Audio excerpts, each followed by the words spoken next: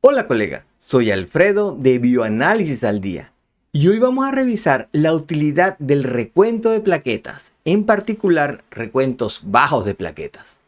Las plaquetas se encuentran en un balance. Ese número dentro de nuestro organismo se encuentra dentro de un determinado intervalo de valores. Estos valores van desde 140 a 440 por día a la 9 sobre litro.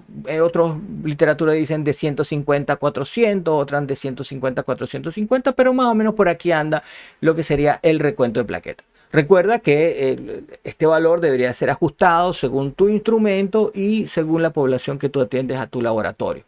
En líneas generales debería ser así, y esto es algo de lo que después vamos a hablar en otro en vivo. Vamos a hablar un poquito sobre valores de referencia. Si este recuento de plaquetas está elevado, entonces hablamos de una trombocitosis. Y si existe una trombocitosis, el paciente, el riesgo que puede tener es de una trombosis, entonces se relaciona como un factor protrombótico. Por otro lado, si el recuento de plaquetas está bajo, hablamos de una trombocitopenia. Y si es importante, el paciente entonces puede tener una hemorragia. Existe un riesgo de hemorragia. En estas situaciones, por supuesto, el médico tiene un procedimiento médico para evitar esto.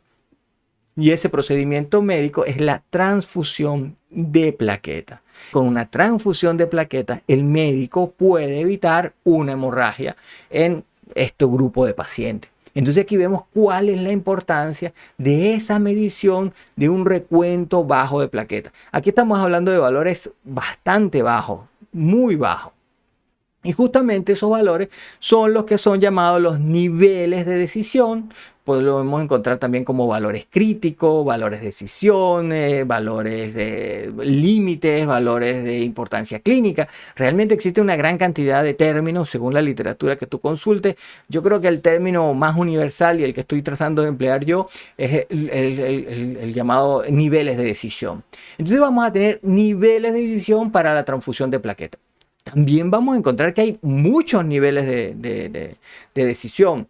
Uno de ellos es el de 50 por 10 a la 9 sobre litro. Otro de ellos es el de 20 por 10 a la 9 sobre litro.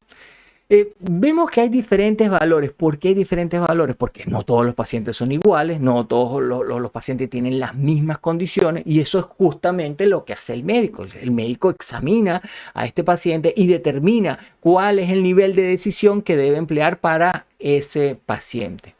También hay recomendaciones de distintas sociedades en bajar todavía más ese nivel de decisión a 15, a 10, e incluso hay algunos que indican que ese valor incluso pudiera ser de 5 por 10 a la 9 sobre litro. A mí ese valor me parece demasiado bajo, quizás un poco irreal. Ya veremos por qué. ¿Qué se quiere con este valor de corte o este nivel de decisión? Bueno, justamente tener esta balanza, jugar un poco con esta balanza dentro de la institución de salud. Supongamos que partimos de un valor de 20. Si está en 20 o por debajo de 20, el paciente tiene un riesgo de sangrado y hay que evitar esa hemorragia aplicándole seguramente una transfusión. Ojo, esto lo evalúa el médico, lo decide el médico y él toma en cuenta otros factores. A lo mejor el punto para ese paciente no será ese. Es una advertencia, no se debe tomar esto como una recomendación para nada. Esto, el médico es el que debe tomar esta decisión. Aquí estamos haciendo un ejercicio de cuál es la importancia de esos valores dentro del laboratorio y la importancia de nosotros reportar unos resultados confiables. Ahora, si ese valor está por encima de ese nivel de decisión que ha tomado el médico, entonces, ¿qué hace el médico? El médico no aplica esa unidad de plaqueta. Lo que intenta la institución es preservar los recursos, lo que intenta ese banco de sangre. Producir una unidad de plaqueta es costoso, es un bien escaso, es difícil de hacer,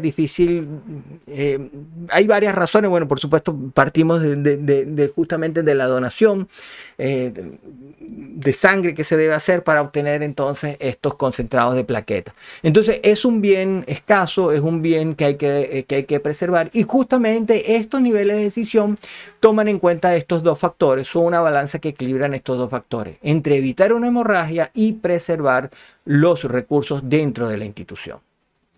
Y esto fue parte de nuestro en vivo: influencia de los métodos en la trombocitopenia y sus implicaciones.